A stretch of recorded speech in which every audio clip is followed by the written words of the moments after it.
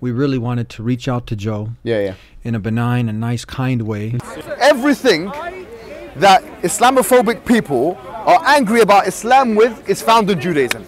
Done. We had a nice training, huh? Yeah, we did. Alhamdulillah. Especially with your, mashallah, advanced black belt skills. Excellent this, yeah? You want protein? We go straight to the source. Yeah, I'm not the only fan of your jiu-jitsu because, I mean, we've got someone who's actually of note who is wearing your t-shirt. I mean, let's take a look at this. Oh, have you guys met Muhammad Hijab? Well, he's here with me on the Dean Show. Assalamu alaikum. Alaikum salam wa rahmatullahi. That's very interesting. He's wearing our shirt. He's wearing, that's actually my last name on his shirt in one of his shows, and that's not Photoshop. He's not going to actually put that t-shirt on unless he's done it strategically. I don't believe he's that kind of a haphazard, slapdash kind of human being.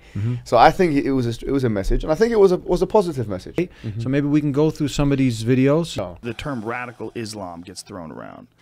Right. So radical Islam simply means I really take my Islam seriously. And now this person who he brings on frequently, he pretty much says it, if you practice Islam, that's what it translates to, you know, you're pretty much a radical. These are, I mean, this stuff is dangerous now. Is it? It's absolutely dangerous because if people actually buy into this propaganda, then this will affect the life chances of Muslims, where people will now compartmentalize the normal, we will say that the normative Muslim, the Muslim who's living by the Quran and Sunnah, who's orthodox, who is living by the tenets of Islam and the injunctions of prescribed by the Quran and Sunnah.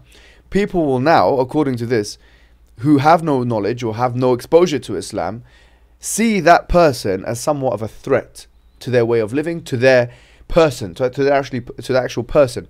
So without evidence, it is a statistical fact that Muslims do not commit most acts of terrorism, domestically or globally. It's statistical. You can't argue with it. It's objective research data that Muslims do not kill more than other faith groups and that Muslims do not commit most terrorist acts or mass shootings in the United States. However, the way that a San Bernardino is treated as opposed to a Las Vegas puts us in a situation in which we feel like at times we can't win.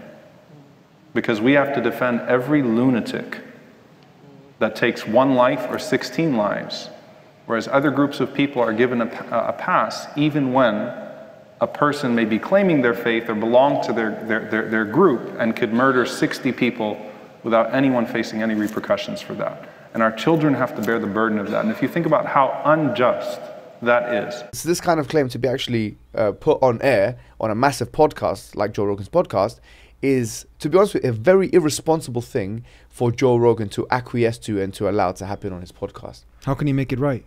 He can make it right by every time there is a claim like this by one of those antagonists, and I would call them antagonists, or people that are anti-Islam, first and foremost to ask them what the evidence for that claim is.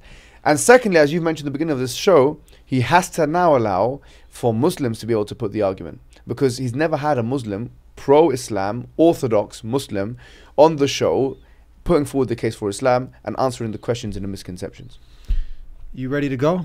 He gives us the call. Muhammad Hijab and Eddie from the Dean Show. We're coming with our geese, Joe. Let's do it. Let's go to the next one. This shirt actually looks good on Joe, doesn't it? It does. Right? It kind of complements his physique. Yeah, we can get you another one, Joe. Hopefully when we come down, when he invites Muhammad Hijab and myself will come down, or you can invite him. We get you someone else. No, we need you to come. We need you to come as well. We'll come together, inshallah. Let's go to the next one.